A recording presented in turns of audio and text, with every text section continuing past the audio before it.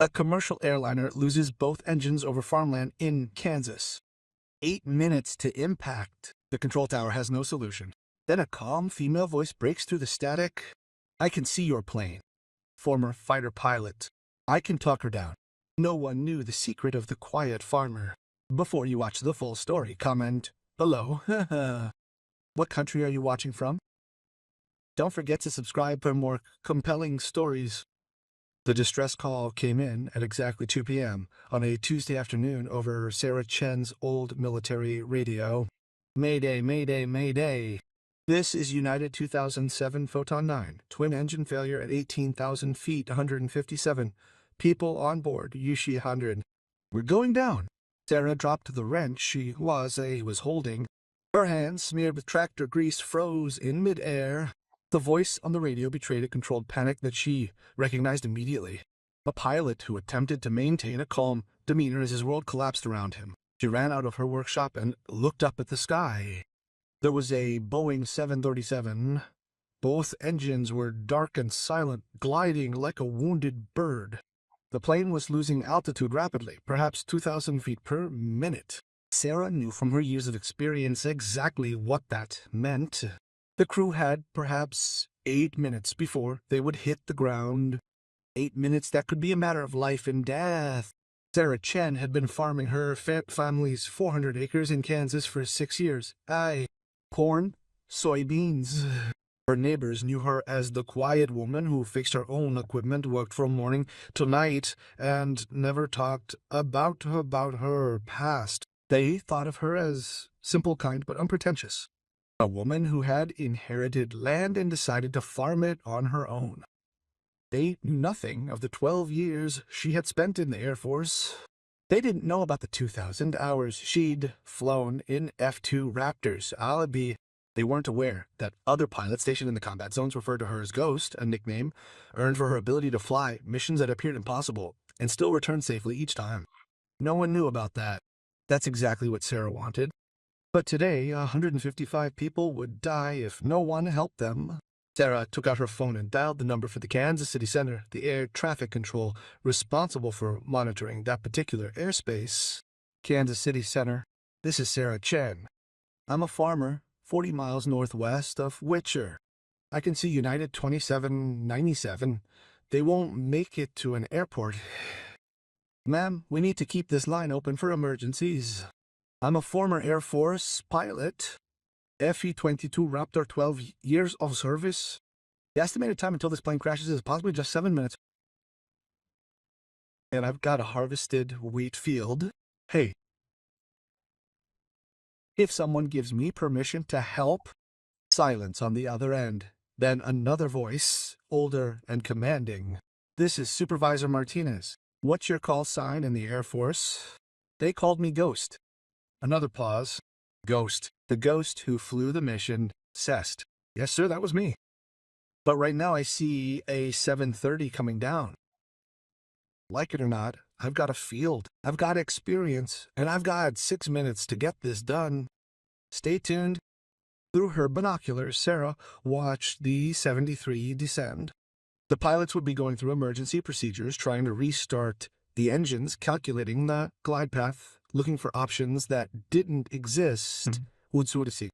Commercial pilots were trained for engine failures, but having both engines fail was a nightmare. It had only happened a few times in the history of aviation. In most cases, everyone had died. Her radio crackled. United 2007, this is Kansas City Center. We have a ground observer in her 2 o'clock position with military aviation experience. She's offering an emergency landing option in a weak field. Would you like to try it? The pilot's response came quickly. Fine. Center, I'll take any option that's not a crater. Who's the observer? A former Air Force fighter pilot with the call sign Ghost. Overcoming the interference, Sarah clearly heard the pilot take a deep, sharp breath. Ghost, the Ghost United 20749, acknowledged. She's on standby on watch. Frequency 20.5. Sarah reached for her handheld radio and switched to the emergency frequency. Her hands were steady, but her heart was pounding. This was the moment. Once she pressed the microphone, she was responsible. If anything went wrong, if people died because of her orders, she would carry that burden forever. But if she didn't do anything, they would surely die. She thought about her training. 12 years in the Air Force, 2,000 hours in the cockpit, 300 combat landings. She thought of every plane she had piloted, every impossible situation she had overcome, every crisis she had managed. This was what she had trained for, not for combat, but for this moment when someone needed her expertise more than anything else in the world. She pressed the talk button. United 2000 Seed 9. This is Ghost. I have your plane in sight. Do you hear me? 3 seconds of silence. Sarah's pulse pounded in her ears. Maybe the pilots wouldn't answer. Maybe they would think she was crazy. Maybe they would refuse the help of a farmer with a radio. Then came the answer. Ghost, this is Captain Marcus Webb. I can hear you loud and clear. His voice was calmer now. Hope had that effect on people. Please tell me you have good news. Sarah closed her eyes for half a second and concentrated. When she opened them again, she was no longer a farmer. She was Ghost, the pilot who had never lost a plane, the voice who brought people home. Captain, I have a harvested wheat field that's flat and clear for 3 miles. I can guide you in there, but you'll have to trust me completely. Can you do that, Mom? I've heard stories about Ghost. If you're really her, then yes, I trust her. Those words changed everything. He knew the name, knew the reputation. This meant he would implicitly trust her instructions even if they appeared to be quite impossible. This meant that he would have to fight against his instincts and instead follow her lead. That meant they had a real chance. How high are you? 16,000 feet and descending. To put it simply, the rate of descent is 800 feet per minute. Sarah did the math in her head. That gives us about 8 minutes. How many passengers? 142 passengers, 5 crew, full flight from Chicago to Phoenix. Everyone seated and buckled in. The flight attendants are securing the cabin. Some of the passengers aren't coping well. Sarah envisioned them crying, praying, and contacting their loved ones to say their goodbyes. In the next 8 minutes, these people would either escape unscathed or, unfortunately, become another statistic. Captain, please listen to me very carefully. I'm going to walk you through this situation step by step. I've done this before. You landed A-73 in a field. No, but I've landed a single-engine F-22 on a highway in Iraq after it came under fire. I have landed airplanes in locations for which they were never built. The principles don't change. A plane is a plane. Physics is physics. Okay. What do you need from me? Sarah looked out at her field. She had harvested 3 weeks ago. The ground was firm, dry, perfect. She knew every inch of this land. She knew where the soil was hardest, where the drainage was best, where every rock and every hole was. First, tell me a little bit about your airplane. What's your landing speed? A-730 lands at about 140 knots, but that's on a runway with, I know, what it was designed for. Right now, I need to know what it can handle. What's your current airspeed? 180 knots, and we're descending. I'm trying to maximize glide range. Keep that speed for now. What's your weight? About 140,000 pounds with fuel and passengers. Sarah closed her eyes and calculated weight, speed, surface friction, and stopping distance. The numbers ran through her head like a computer. Captain, look at 2 o'clock. Do you see that big rectangular field? Harvested wheat stubble. I see it. That's your new runway. You need to turn to heading 270. That would put you in an east-west direction into the wind. Turning to 270, Sarah watched as the 7730 banked gently. The pilot was good. He held the turn smoothly and didn't lose any altitude. How high are you now? 14,000 feet. How are your passengers? Captain Webb's voice dropped. They're scared. The flight attendants are doing their best. We told them we're going to be attempting an emergency landing. Some are writing letters to their families. Sarah felt her chest tighten. She couldn't think about that. She couldn't think about the children on this plane, the mothers, the fathers. Her focus had to be entirely on the physics and the necessary procedures. Captain, these people are going to make it through this, but they have to follow every instruction exactly. No doubts, no hesitations. Can you do that? Yes, ma'am. I'll explain the terrain to you now. Oh. Towards the eastern edge of my field, there is a line of trees. You have to stay at least 100 feet away from those trees. The field itself is 4,000 feet flat and firm. The wheat stubble creates more friction than asphalt. That's going to help us. Help us or tear off the landing gear. Either. But the landing gear will last long enough. How high are you? 12,000 feet, still descending at 1,800 per minute. You're doing great. Now listen up. When we reach an altitude of 10,000 feet, I want you to start preparing the aircraft for landing. Flaps to position 5. Gear down. Increases drag. We're going to descend faster. I know, but you have to get going now. No go around. No second chance. We'll do this once and we'll do it right.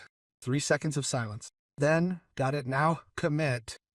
Sarah heard the change in the background noise as the gear down. The aerodynamics of the 73 changed.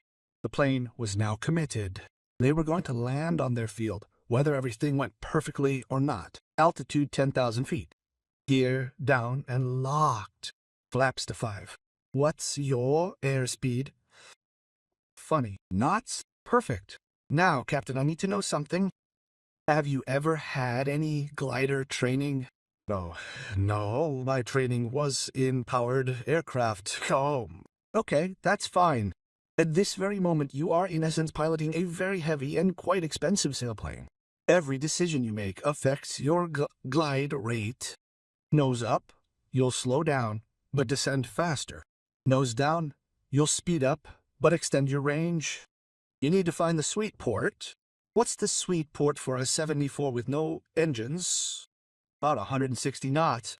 That'll give you maximum glide distance. You're at 100 pence now, so all good. Altitude 8,000 feet. Sarah began jogging toward the center of her field. Wood. She had to see everything. Every angle, every potential problem. Captain, I'm going to guide you through the obstacles. There are power lines on the southern edge of the field. You need to stay north. Keep a 500-foot clearance. Got it? Power line to the south. Stay north. The wind is blowing from the west-southwest at 12 knots. You'll feel a crosswind on approach. Your plane will want to drift south. Don't let that happen. Use the rudder to maintain alignment. How do you know the wind speed? I've been farming in this wind my whole life. Trust me, altitude 6,000 feet. I can see your field clearly now. It looks small. It's 4,000 feet. You need 3,500. We've got enough. Yeah, increase flaps to frame. We need more drag. Wag. Flaps 15. What's your rate of descent? 2,000 feet per minute. We're descending faster. That's to be expected. What's your airspeed? 155 knots. Too slow. Nose down slightly. Back to 160. Nose down. Airspeed increasing to 160 knots. Maintain that speed. Altitude 4,000 feet. 3 minutes to impact. Sarah could see the people in the airplane now. Their faces were pressed against the windows. She asked herself what they were probably thinking, whether they believed that they would survive. She couldn't let you down. Captain, tell me about your passengers.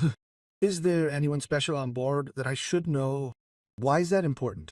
Because they're flying and training on instruments right now? You have to remember that you're flying for people. Real people with real lives. A pause, then Captain Webb's voice. Now quieter. On the flight to Phoenix, Jennifer Martinez, 8 months pregnant, is sitting in row 23, seat C. She's going to her baby shower. Row 15, seats A and B. Elderly couple, married for 60 years, on their way to visit their grandchildren. Seat F in row 7, a 10-year-old boy is traveling alone to see his father. Sarah could feel tears welling up in her eyes, but she pushed them back. Then we better make sure Jennifer gets to her baby shower. Altitude 2,500 feet, flaps 30, Full landing configuration, flaps 30. We're really descending now, Ghost. I know that's normal. You're determined to land. Your mind will tell you that you are singing too fast and will crash. Ignore it. Trust your instruments. Trust me. I trust you. Altitude 2,000 feet. You will cross the tree line at about 400 feet. When you do, I want you to be doing 145 knots nose up and ready to flare out. Same technique as any landing on a runway, except runways don't have weak stubble. Stubble is your friend. It will grab your tires and slow you down.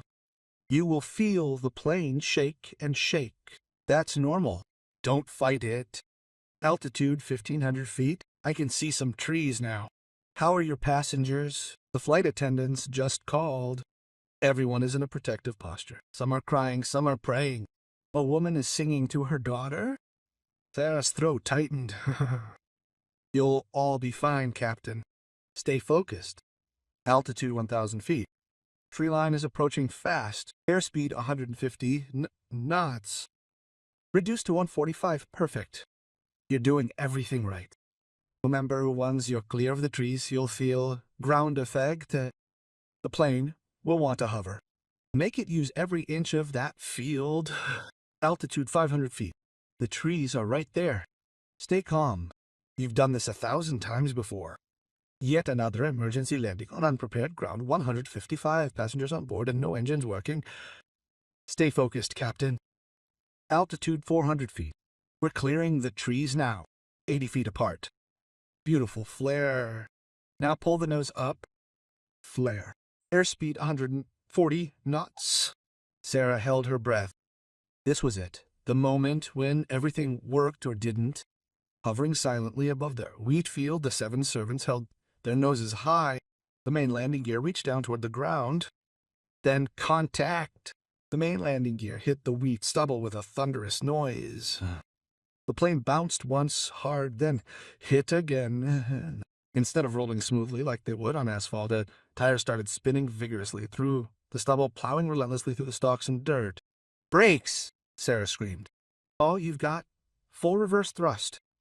No engines for reverse thrust, just brakes. Then slam on the brakes, Captain. The 73 was slowing, but not fast enough. The wheat stubble was helping, creating massive friction, but the plane was still too fast. Sarah witnessed, horrified, the jet consuming her field in its path. 1,000 feet, 2,000 feet, 3,000 feet. The western tree line was fast approaching. You're at 3,500 feet, Sarah screamed. We're still moving. Brakes are maxed out. We're not stopping. Then Sarah sighed. The slight bank she knew was there. Just a 3-degree bank, barely noticeable. But at these speeds, 3 degrees was crucial. The 73 hit the bank and banked slightly downward. The extra friction from the angle helped. The plane, it slowed. 60 knots, 50, and came to a stop 200 feet from the trees. There was complete silence. Sarah took off before her brain caught up, sprinting across her field toward the plane. Behind her, she heard sirens, fire trucks, and ambulances already arriving from the city. The 730 was in her field. The nose gear was bent. All 3 landing gears were badly stressed, but intact. There was dirt and a scattering of light shavings on the fuselage. However, the cabin remained completely undamaged. No fire, no explosion, just a very dirty airliner sitting in a Kansas wheat field. The emergency exits popped open. The escape slides deployed. Then people came out. Sarah counted them. Approximately Z. Passengers descended the chute, stumbled onto the field, and subsequently collapsed to the ground, succumbing to the combined effects of shock and relief. Among them were those who wept, those who laughed, and those who did both simultaneously. Captain Webb emerged from the cockpit door. His uniform was soaked with sweat, his hands shaking so badly that he could barely hold onto the chute as he descended. He saw Sarah and walked toward her. Your ghost. I am Sarah Chen, the farmer. Captain Webb just stared at her. Overalls, work boots, dirt under his fingernails. You are the fighter pilot. The ghost was there now. I am just a guy who grows wheat. You just landed a 73 in a field. They all got away. His voice broke. They all got away. You were flying, Captain. I was just giving you information. It gave me hope. When I heard Ghost on the radio, I knew we had a chance to get the stories about them out in the Air Force. They said they could land anything, exaggerate stories, editors. Do they? He pointed to the 737 parked in their field, because that seems pretty impossible to me. Emergency vehicles were arriving now. Paramedics were checking on the passengers. Firefighters were spraying foam on the engines as a precaution. The AFA would be here within the hour, but at that moment 165 people were standing alive in a wheat field because a farmer had picked up the radio and refused to let them die. A woman approached Sarah. Tears were streaming down her face. She was heavily pregnant and had one hand on her stomach. Are you the one who saved us? The pilot saved her. I just saved us. You saved us. The woman took Sarah's hand. I'm Jennifer Martinez. I'm 8 months pregnant. I wrote my baby a letter telling her I'm sorry I won't get to meet her. And then she couldn't finish the sentence. She just hugged Sarah and cried. Over the next hour, more passengers came up to them. The elderly couple who had been married for 60 years walked toward them, hand in hand. The man spoke first. I'm Harold Peterson. This is my wife, Margaret. We were on our way to meet our first great-grandchild, a little girl named Emma. Margaret's voice trembled. I held Harold's hand as we hit the ground. I was sure we were going to die together. We had come to terms with that. And then, thanks to them, we survived. Harold pulled out his cell phone and showed Sarah a photo. A tiny baby in a hospital blanket. Emma was born yesterday. We met her this morning because they gave us this chance. A thank you doesn't seem like enough. Next up was a 10-year-old boy. His name was Tyler Bennett. He was small for his age, wearing a superhero t-shirt and clutching a backpack tightly. My father is in the Army, Tyler said quietly. He's stationed in Phoenix. I only see him twice a year. I thought I wouldn't see him today. He looked at Sarah with serious eyes. You saved me so I could see my father. That's the best thing anyone's ever done for me. Sarah knelt down beside him. Your father can truly consider himself fortunate to have such a courageous son as you. You stayed calm up there, didn't you? Tyler nodded. While I was afraid, I reminded myself of the words my father always used. Being brave doesn't mean not being afraid. It entails doing what must be done, even when you're feeling frightened. Your father is right, and he would be proud of you today. A businessman in his 40s approached them next. His expensive suit was wrinkled and dirty. His tie was loose. David Morrison, he said, and held out his hand to her. I texted my daughter the entire time I was down, telling her I loved her, apologizing for missing her piano recital and soccer games, for putting work before family. His voice broke. I said goodbye. He pulled his phone out of his pocket and showed Sarah their entire text message history. Dozens of messages were displayed, each one containing the things he'd never quite managed to express to her. She texted back that she loved me, too. She mentioned she had forgiven me, and that I now possessed the opportunity to finally be the kind of father I had always promised her. I had you to thank for that. A woman in her 30s stepped forward. She wore the clothes of a teacher and had kindly eyes. I am Rachel Torres. I teach 28 and 3rd grade. I was supposed to be back in class tomorrow. She wiped her eyes. I found myself repeatedly thinking about my children who would be responsible for their education, the unfinished lesson plans accumulating in front of me, and the countless other children whose needs I would be unable to address. She smiled through her tears. And I can go back and teach them about courage and quick thinking and how heroes sometimes wear overalls and work on farms. So is you're going to be part of my curriculum for the rest of my career. Every single one of them wanted to say thank you. Every single one of them wanted to touch the woman who had saved their lives. Every single one of them had a story about what they were thinking in those final moments and what they were going to do with the second chance they had been given. Sarah didn't know what to tell them. She had only done what had to be done. But when she heard their stories, saw their faces, and understood what 157 lives really meant, something changed inside her. The FA arrived with 3 vehicles and a team of 8 investigators. They questioned Sarah for 2 hours, recording every detail. The team needed precise details regarding her location during the initial plane sighting, her mathematical processes, and the data conveyed to Captain Webb. Every single word of communication. Robert Kane, the lead investigator, had brought a team of engineers with him. They surveyed the field, analyzed the soil conditions, and calculated the coefficients of friction for wheat stubble. They examined every inch of the runway, documenting the touchdown point skid marks and stressed landing gear. With her finger hovering over the tablet, Ms. Chen, one of the engineers, stated that according to their computational models, this specific aircraft would require a minimum of 4,000 feet to come to a complete halt on this particular surface. The available distance, however, was precisely 4,000 feet, leaving practically no room for error. I was informed about the gradient of the drainage channel, Sarah added. Using my calculations, I determined that the 3-degree incline at the opposite end would generate an additional 15% braking friction. This provided us with the extra 200 feet we required. The engineer stared at her. During the landing of a 733, they mentally computed the necessary adjustments to the friction coefficient, specifically for a given drainage slope. That's what combat controllers do. At all times, we're calculating the runway length, wind speed, the aircraft's weight, and the necessary approach angles. After a while, it becomes automatic. Kane took detailed notes on everything. He examined the aircraft, the field, the approach path. He interviewed Captain Webb 3 times. He checked the radio transmissions and the cockpit voice recorder. Having investigated for a full 6 hours, he finally turned to Sarah once more. Miss Chen, in my extensive experience investigating aircraft accidents, I have examined hundreds of incidents involving the loss of both engines.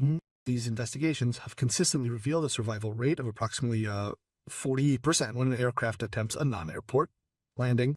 To have everyone on board survive without any injuries is therefore entirely unprecedented. The captain's actions throughout this emergency were nothing short of exceptional, and he repeatedly credited your crucial contributions to the successful outcome.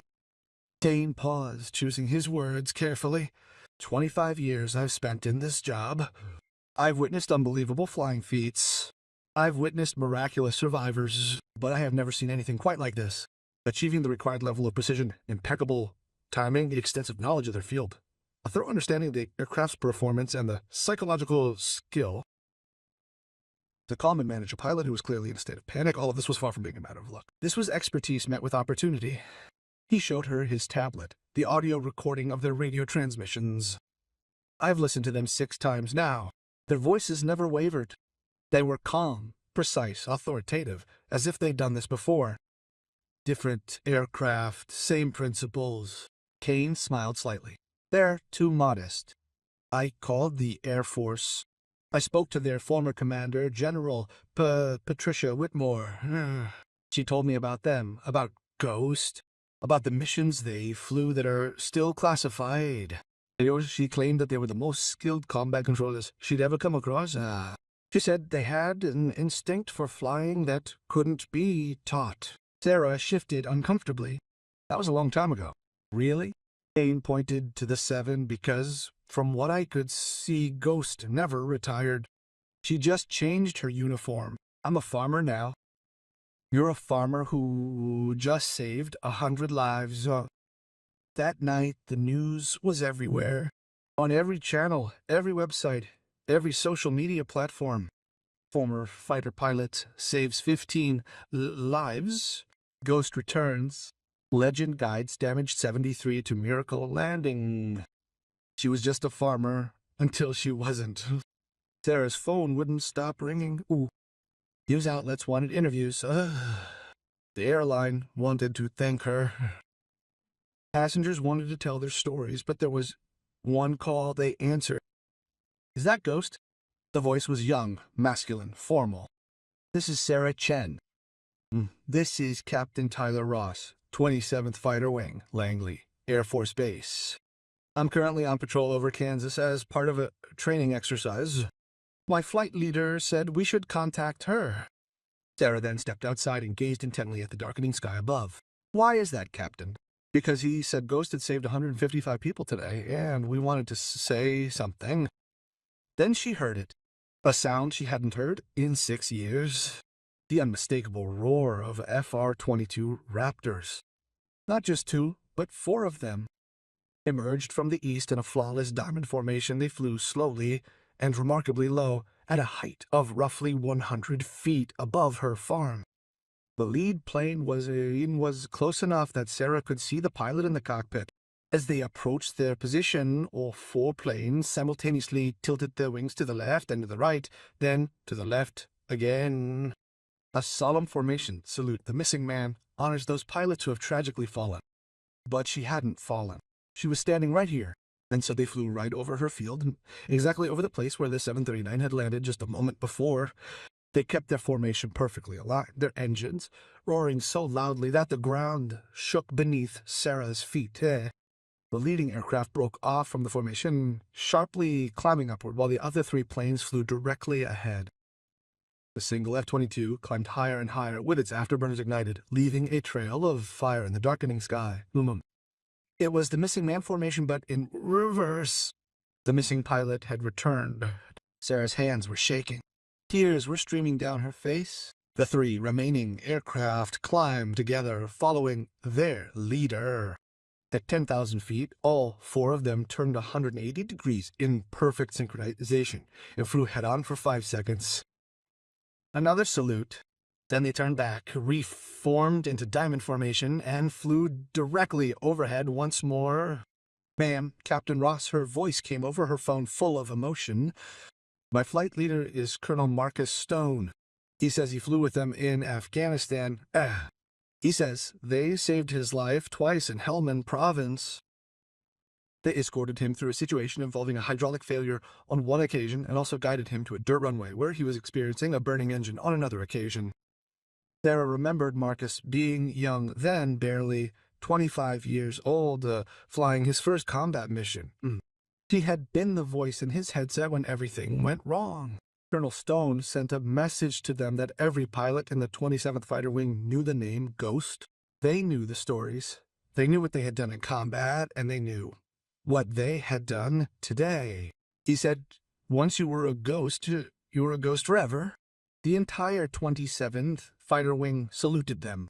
The F-22s climbed steeply one last time. All 4 aircraft together, their afterburners creating columns of fire against the darkening sky. They climbed until they were nothing more than tiny dots. Then, one by one, they turned in different directions and disappeared into the clouds. Sarah stood in her field, watching the sky where the fighter jets had been, listening to the fading roar of their engines, the same sky from which a damaged 7 had fallen out of the clouds hours ago, and she had refused to let it crash. Her phone rang again. The screen read Captain Webb. Sarah, this is Marcus Webb. I need to tell you something. Speak up, Captain. I've done some research on you. I've read your service record. The missions you've flown, the pilots who've rescued you. The call sign Ghost wasn't just because you flew stealth missions. It was because people said you showed up when they needed you most, like a ghost, and saved them. That was a long time ago. No, it didn't. It was today. You showed up when 155 people needed you most. You saved us. Captain, let me finish. I've been flying commercial for 8 years. I thought I was good. What I've learned today is that being truly good involves knowing when to rely on someone more skilled than oneself. Your actions are the reason my passengers are still alive today. You're the reason Jennifer Martinez is going to have her baby. Thanks to you, this little boy is given the opportunity to see his father. You're the reason these grandparents get to see their grandchildren. Sarah couldn't speak. Her throat was too tight. You can go back to farming, Webb continued. You can pretend to be a normal person, but you're not. You're a ghost. And today you've shown everyone what that means. After he hung up, Sarah went to her garage. The same garage where she'd been fixing a tractor when the emergency call came in. The same place where her old military radio sat, always on just in case. She looked at the photo on her wall. Her old Squadron 23 pilots, all in flight suits, all standing in front of F-22 Raptors. She stood in the center, the only woman who looked serious and determined. That was 12 years ago. A different life, a different person. Or was it? Maybe they never stopped being who they truly are. Maybe you just found different ways to use your skills. Today she had used her 12 years of experience as a fighter pilot to save H-5 lives. What lives? She had done it in a jumpsuit instead of a flight suit, in a wheat field instead of a cockpit. But the mission was the same. Saving lives, bringing people home. 3 days later, a package arrived. Inside was a flight helmet. Not just any helmet, an F-22 pilot's helmet, custom made for her, with her old call sign painted on the side. Post. The note inside was short and sweet, addressed to Sarah Ghost Chen of the 27th Fighter Wing. Once you're one of us forever. Thank you for reminding us what it means to be a pilot, and thank you for saving 155 lives. Your brothers and sisters in the Air Force salute you. Sarah set the helmet on her workshop shelf right next to the old photo. Some days when she was working on equipment or checking on her fields, she would look at it and remembering Captain Webb's voice shifting from panic to concentration. Shumba City. Do you remember the 737 that fell out of the sky? Do you remember those 154 people who disembarked from a plane that was designed to kill everyone on board? Do you remember the F-22s that flew overhead, their wings tilted in salute, docking? She was a farmer now, that much was true. But she was also Ghost, and Ghost didn't let people die. Not in Afghanistan, not in Kansas, not ever. A month later, Sarah got a visitor. A car with official government license plates pulled into her driveway. A man in an Air Force uniform got out. Colonel Marcus Stone, the same pilot who had flown the F-22 over her field. Sarah Chen said with a smile. Or should I say Ghost Marcus Stone? It's been a long time, 6 years. You disappeared after you retired, stopped answering calls, stopped coming to meetings. I wanted peace. Find it. Sarah looked out at her field. At the tracks where the 737 had landed, still visible in the dirt sometimes, and until a plane fell out of the sky. Marcus laughed. That's why I'm here. The Air Force wants you back. I'm retired. I don't fly anymore. I teach. We want you to train the next generation of pilots. Illustrate to them how the skills we instill in the cockpit translate into significance everywhere, demonstrating that a true pilot has the ability to land anything at any location and any time. I'm a farmer, you're a ghost, and the Air Force needs ghosts. Sarah thought about it. She thought about Captain Webb and his 15 passengers. She thought about Jennifer Martinez and her unborn baby. She thought about the 10-year-old boy who got to see his father. Finally, she stated, part-time is what I need. I still have to till my fields. Marcus smiled. Deal. 2 weeks later, Sarah stood before a class of young Air Force pilots at Herbert Field in Florida. She was wearing her old flight suit, the one she had kept in a box in her closet for 6 years, the one she thought she would never wear again. 25 faces stared back at her. Young men and women, all trained to fly F-2s, all believing they were learning skills they would only use in combat. My name is Sarah Chan, she began. In the Air Force, they called me Ghost.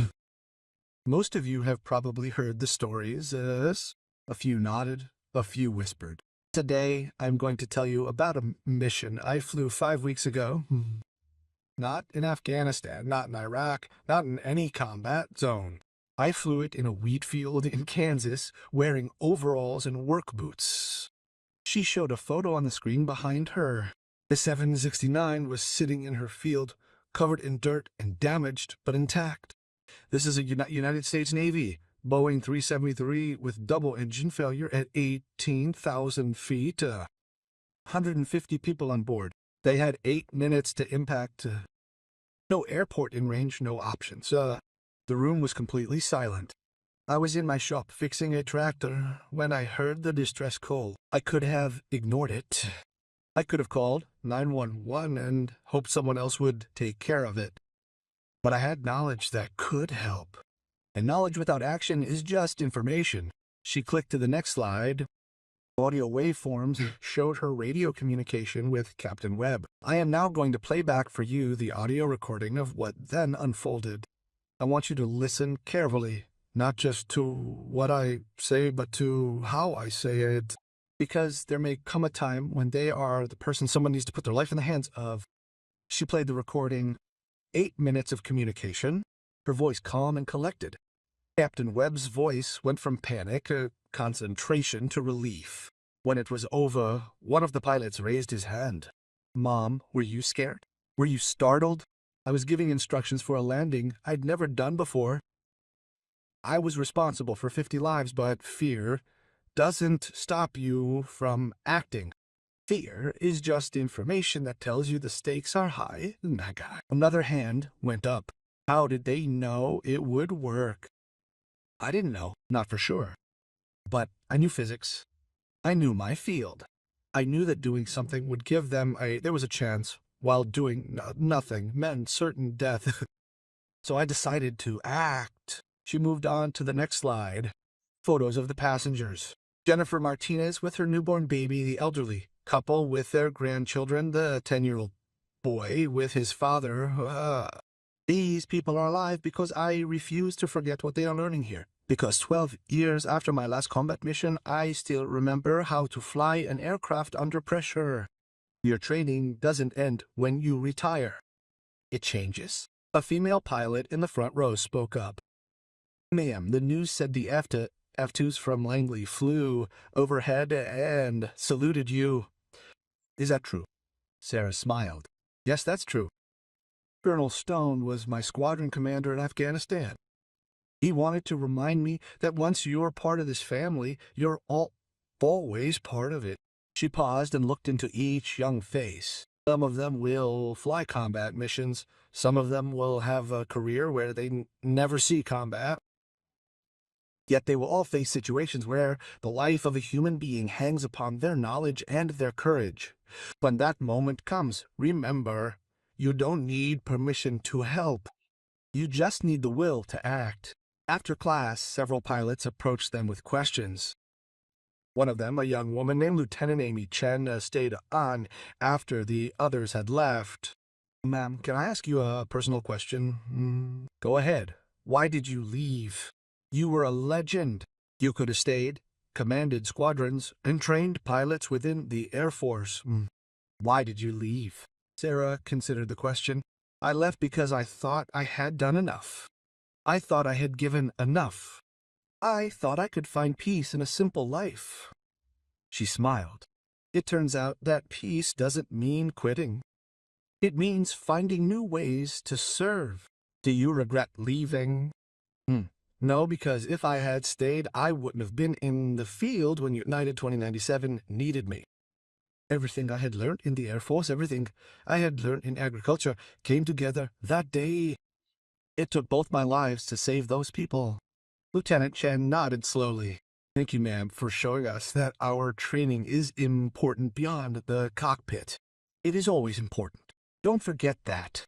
6 months after landing, Sarah received an invitation. United Airlines was hosting a celebration in honor of Captain Webb and his crew. They wanted Sarah to be there. She almost didn't go. Celebrations were uncomfortable for her. It felt wrong to be recognized for something she had been trained to do.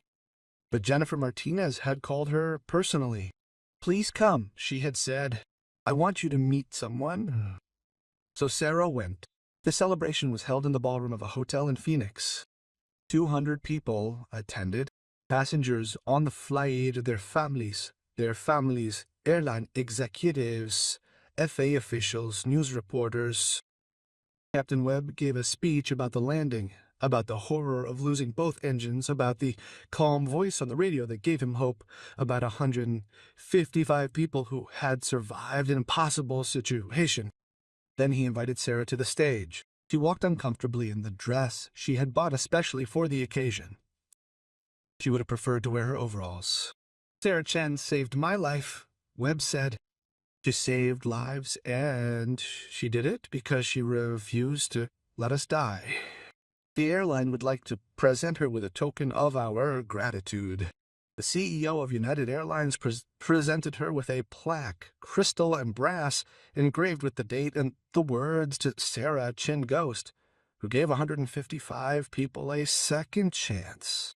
Sarah accepted it with a nod. She started to leave the stage. Wait, Jennifer Martinez called.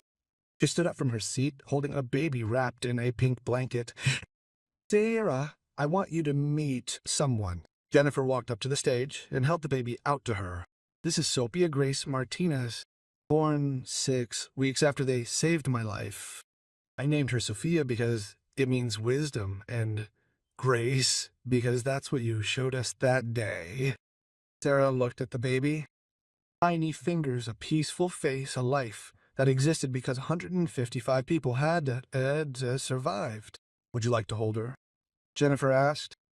Sarah had never been comfortable with babies, had never planned on having children, had chosen a solitary life, but she took Sophia Grace Martinez in her arms and felt something shift in her chest. Oh, this baby was a direct consequence of a decision Sarah made. She chose to reach for the radio, to actively respond rather than passively observe, to choose action over the overwhelming feeling of fear.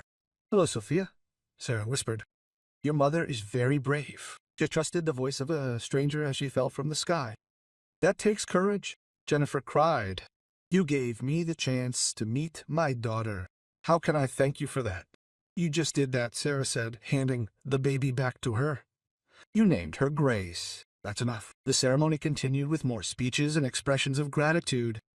The 10-year-old boy now read a letter he had written about the day his plane fell from the sky and a farmer's voice saved him. The elderly couple presented Sarah with a photograph. It showed their family at Thanksgiving, 3 generations together, as Grandma and Grandpa had survived Flight 279. A businessman gave her a scholarship fund he had set up in her name for young women studying aviation. A teacher showed her letters from his students, all inspired by the story of Ghost. By the end, Sarah's hands were full of gifts, and her eyes were full of tears that she couldn't quite hold back. Captain Webb found her later in the hallway, away from the crowd. Are you okay? He asked. I'm overwhelmed. I just did what had to be done. You saved 154 lives. You changed 150 futures. Jennifer, baby, those grandchildren, all those people are going to benefit from this. They did it. Sarah shook her head. We did it. You flew that plane. You kept your cool.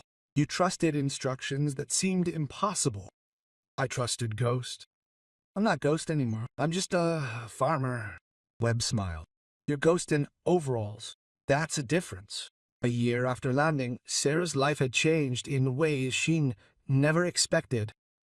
She still ran her farm, still worked her 400-acre, still fixed her own equipment, and still got up at dawn to check on her fields baggages. But 3 times a year, she flew to Florida to teach young pilots at Herbert Field, and once a month she lectured at schools to show children that knowledge and courage could save lives. And every Tuesday she paused in her work and looked up at the sky. She remembered the moment she heard the distress call and how she had decided to help instead of standing by. Her garage radio was still on the bench, always on. An old habit. She still listened to the chatter of the small planes and crop dusters flying over her property, just in case someone needed her. Just in case another plane fell from the sky. On the anniversary of the landing, a documentary film crew came to her farm. They wanted to film the field where the miracle had happened and interview Sarah about that day. She reluctantly agreed. They set up cameras in her weak field, the same field where a 733 had crashed into the ground a year ago, coming to rest 200 feet from the trees. Tell us what you thought, the interviewer asked, when you heard the distress call. Sarah looked out at the field. The tracks were now gone, covered by new growth. Even though time had passed, she could still precisely recall the location where the plane had landed and clearly remember the impact sound. I thought that someone had a problem that I could solve, that knowledge without action is worthless, that sometimes the person saving lives is wearing overalls instead of a uniform. Do you consider yourself a hero? Sarah considered the question. No, heroes are people who act without training, without knowledge. They are brave because they have no idea what they are doing. I knew exactly what I was doing. I had done this 300 times in combat. That was only mission 301, but this time they were civilians. No, this time I was a pilot who coincidentally also worked in agriculture. That makes a difference. The interviewer smiled. One more question. If it happened again tomorrow, would you do the same thing? Sarah didn't hesitate. Yes, every time, because that's what pilots do. We bring people home. That night, Sarah stood under the stars in her field, the same field where she, a year ago, had flown a damaged 737 to safety. On the same field, where 150 people had escaped certain death. She thought about the life she had built here.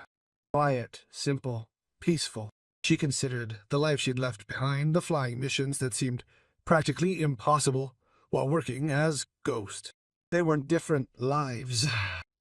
They never had been. She had always been Ghost. The overalls and the tractor didn't change that. Ghost wasn't a call sign. It was who she was.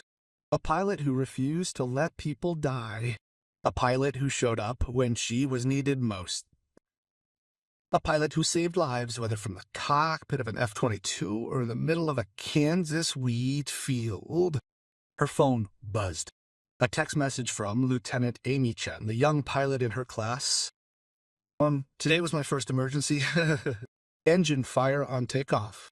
I remembered what you taught us. I stayed calm. I followed the procedures. Followed. Everyone is safe. Thank you for showing me that fear is just information. Sarah smiled and typed back. You did the hard part. I just gave you the words. I'm proud of you. She put her phone away and looked up at the sky. Somewhere up there, planes were flying. Pilots were bringing passengers home safely. Whenever problems arose, engines shutting down, systems failing, a pilot like you was always there. Someone possessing the skill and bravery to overcome fear, a person who prioritized decisive action, a person who wouldn't allow anyone to perish. Fear it or not, that's what pilots did. And Sarah Chen, a farmer and former fighter pilot, would always be a pilot first. She walked back to her workshop, past the F-22 helmet on her shelf, past the photo of her old squadron, past the United Airlines badge. Her radio crackled with static. Just noise, just the sound of the night sky. But Sarah listened anyway, just in case, because it was what Ghost did, and Ghost never stopped listening.